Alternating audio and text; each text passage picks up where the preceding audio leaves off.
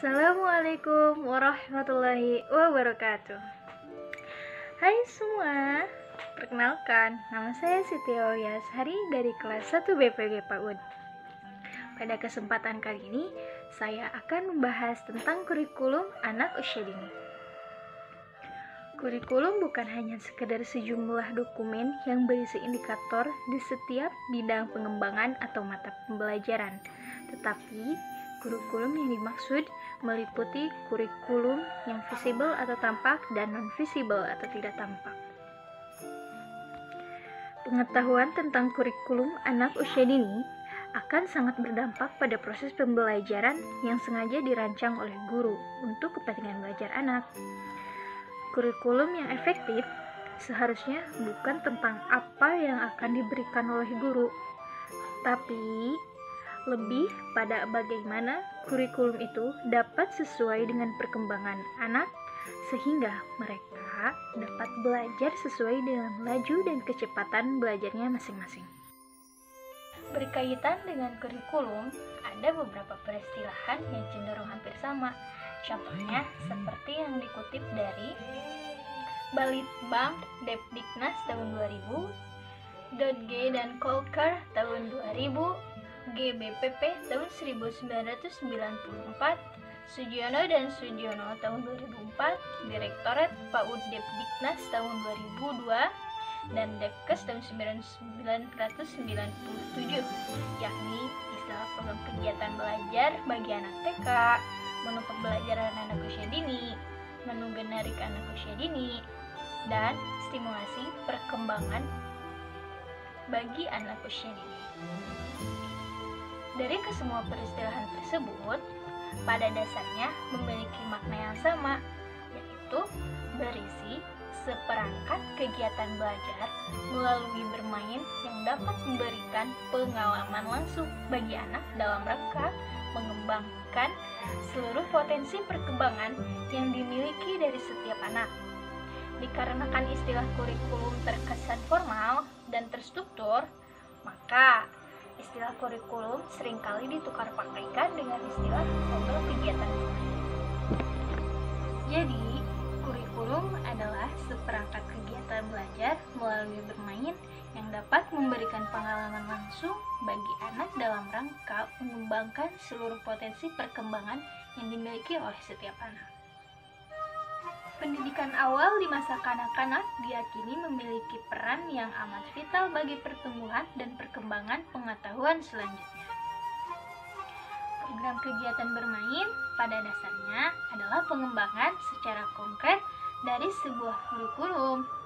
Pengembangan kurikulum bagi anak usia dini merupakan langkah awal yang menjadi tolak ukur dari kegiatan belajar selanjutnya. Menurut Subandia tahun 1996, dengan penjelasan tambahan dari penulis prinsip-prinsip pengembangan kurikulum bagi anak usia dini adalah sebagai berikut. 1. Prinsip relevansi.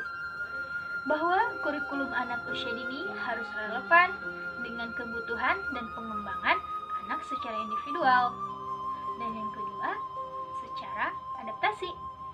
Bahwa kurikulum anak usia dini harus memperhatikan dan mengadaptasi perubahan ilmu, teknologi, dan seni yang berkembang di masyarakat, termasuk juga perubahan sebagai dari akibat dari dampak psikososial. Yang ketiga, prinsip kontinuitas, di mana kurikulum anak usia dini harus disusun secara berkelanjutan antara satu tahapan perkembangan ke tahapan perkembangan selanjutnya. Yang keempat, prinsip fleksibilitas, bahwa kurikulum anak usia dini harus dapat dipahami, dipergunakan dan dikembangkan secara luas sesuai dengan keunikan dan kebutuhan anak, serta kondisi di mana pendidikan itu berlangsung. Yang kelima, prinsip kepraktisan dan akseptabilitas, bahwa kurikulum anak usia dini harus memberikan kemudahan bagi praktis dan masyarakat dalam pelaksanaan kegiatan pendidikan pada anak usia dini. 6. Prinsip kelayakan, bahwa kurikulum anak usia dini harus menunjukkan kelayakan dan keberpihakan pada anak usia dini. Dan yang ke-7, prinsip akuntabilitas, bahwa kurikulum anak usia dini yang dikembangkan harus dapat dipertanggungjawabkan pada masyarakat sebagai pengguna jasa pendidikan anak usia dini. Cochrane dan Allen tahun 1999 berpendapat bahwa tujuan pengembangan kurikulum yang utama adalah untuk mengoptimalkan perkembangan anak secara menyeluruh serta terjadinya komunikasi interaktif. Tujuan kurikulum anak usia dini di Indonesia adalah membantu meletakkan dasar ke arah perkembangan sikap pengetahuan, keterampilan dan kreativitas yang diperlukan oleh anak untuk dapat menyesuaikan diri dengan lingkungannya dan untuk pertumbuhan serta perkembangan pada tahap berikutnya. Dikutip dari Dekdiknas tahun 2004. Untuk mencapai tujuan kurikulum, maka diperlukan strategi pembelajaran bagi anak usia dini yang berorientasi pada 1. Tujuan yang mengarah pada tugas-tugas perkembangan di setiap rentang usia anak. Yang kedua, materi yang diberikan harus mengacu dan sesuai dengan karakteristik dan kebutuhan yang sesuai dengan perkembangan anak atau dalam DAP, Developmentally Appropriate Practice. Dan yang ketiga, metode yang dipilih harus bervariasi. Yang keempat, media dan lingkungan harus aman. Dan yang kelima, evaluasi yang terbaik dan dianjurkan untuk dilakukan adalah rangkaian sebuah asesmen melalui observasi partisipatif terhadap segala sesuatu yang dilihat, didengar, dan diperbuat oleh anak. Berdasarkan paparan di atas, maka tujuan pengembangan kurikulum bagi anak usia dini adalah untuk mengoptimalkan perkembangan anak secara menyeluruh berdasarkan berbagai dimensi perkembangan anak usia dini, baik perkembangan sikap pengetahuan, keterampilan dan kreativitas yang diperlukan oleh anak untuk dapat menyesuaikan diri dengan lingkungannya, serta untuk pertumbuhan dan perkembangan anak pada tahapan berikutnya. Kurikulum bagi anak usia dini dikembangkan berdasarkan sejumlah pendekatan yang sesuai dengan perkembangan dan kebutuhan anak usia dini. Landasan konseptual yang digunakan dalam kurikulum adalah 1. Teori perkembangan anak atau Child Developmental Theories.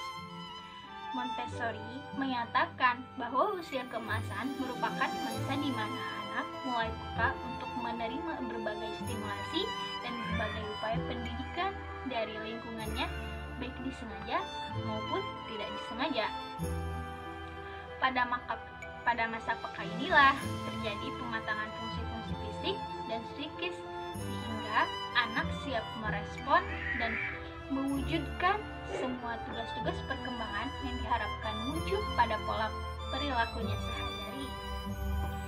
Diyakini oleh sebagian besar pakar pendidikan anak bahwa masa kanak-kanak yang bahagia merupakan dasar bagi keberhasilan di masa akan datang dan sebaliknya. Untuk itu, agar pertumbuhan dan perkembangan tercapai secara optimal, maka dibutuhkan situasi dan kondisi yang kondusif pada saat memberikan stimulasi dan upaya pendidikan yang sesuai dengan kebutuhan dan minat anak. Maka Wolfgang tahun 1995 mengatakan bahwa pendidikan anak usia dini berkaitan dengan teori perkembangan antara lain. 1. Tanggap dengan proses yang terjadi dari dalam diri anak dan berusaha mengikuti arus perkembangan anak yang individual. 2. Mengkreasikan lingkungan dengan materi luas yang beragam dan alat-alat yang memungkinkan anak belajar. Yang ketiga, memperhatikan laju dan kecepatan belajar dari masing-masing anak. Dan yang terakhir, adanya bimbingan dari guru agar anak tertantang melakukan sendiri. 2. Pendekatan berpusat pada anak. Pendekatan berpusat pada anak atau child-centered approach adalah sebuah kegiatan belajar di mana terjadi interaksi dinamis antara guru dan anak atau antara anak dengan anak lainnya. Filosofi dari perkembangan berpusat pada anak adalah program tahap demi tahap yang didasari pada adanya suatu keyakinan bahwa anak-anak dapat tumbuh dengan baik jika mereka dilibatkan secara alamiah dalam proses belajar. Model berpusat pada anak cirinya adalah berorientasi pada perkembangan anak, berorientasi pada bermain, berdasarkan proses, dan bersifat terbuka atau bebas. Yang ketiga, pendekatan konstruktivisme. Semiawan pada tahun 2002 berpendapat bahwa pendekatan konstruktivisme bertolak dari suatu keyakinan bahwa belajar adalah membangun atau to construct pengetahuan itu sendiri. Setelah dicernakan dan kemudian dipahami dalam diri individu dan merupakan perbuatan dari dalam diri seseorang. Dalam perbuatan belajar seperti itu, bukan apanya atau isi pembelajaran yang penting, melainkan bagaimana mempergunakan